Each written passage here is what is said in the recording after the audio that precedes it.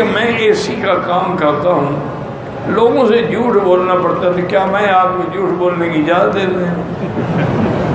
نہیں، مسئلہ پوچھ رہے ہیں کیا مانا ہے؟ جھوٹ تو اتنا بڑا گناہ ہے، علماء نے لکھا ہے کہ قرآن میں زنا پر حد تو ہے، لعنت نہیں ہے، لیکن جھوٹ پر تو لعنت ہے۔ لعنت اللہ علی الکاذبین، اللہ کی لعنت ہے جھوٹوں پر۔ اور سب سے پہلے لعنت کس پہ آئی تھی؟ شیطان پہ۔ ان علیک لعنتی الی یوم الدین۔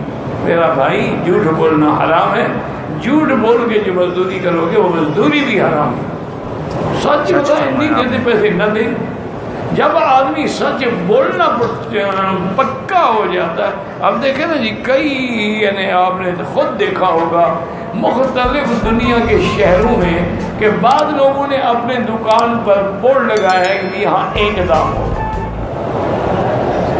دوسری کو بات ہی نہیں کرتے، تو ان کا کام بند ہو گیا، بلکہ اور لوگ زیادہ آتے بھی یہاں لین دین نہیں۔ ورنہ تو یہ ہوتا ہے نا کہ 100 ریال میٹر سے کام شروع ہوا 10 پہ آ جاتے ہیں۔ بالکل صحیح۔ اس لیے ہمیشہ یاد رکھیں کہ سچ بول رہے، یعنی اللہ رحمت کرے۔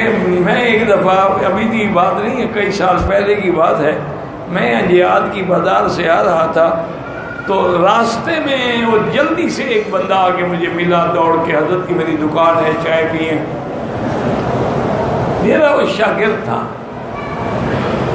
میں نے کچھ کپڑے بھی دیکھے، اچھے کپڑے تھے اس کے پاس، بڑا اچھا معیاری کپڑے رکھتا تھا۔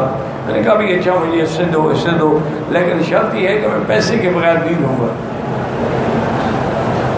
آپ جتنا ممکن ہو رعایت بس یوں کریں کہ اصل قیمت مجھ سے دے دیں۔ مثال کے طور پہ اس نے کہا جی 10 ریال میٹر آپ کو میں لگا دیتا ہوں، یہ گویا کہ ہماری خرید ہے۔ کہ ٹھیک ہے۔ وہی کپڑا 4 دن کے بعد دوسرے دکان پہ 8 ریال کا مل رہا تھا۔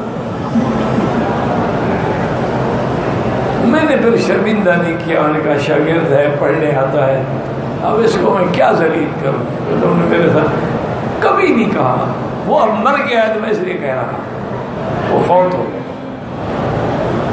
تو یہ کوئی بات تو نہیں ہے، بالکل جھوٹ نہ بولیں۔ اور ان الصدق ینجی والکذب یہلک، صدق میں نجات ہے اور جھوٹ میں ہلاکت۔ آپ کو بظاہر یہی محسوس ہوگا جی سچ بولنے سے میری روزی کم ہو، کبھی کم نہیں ہو سکتی، سچ بولنے سے روزی بڑھ جائے۔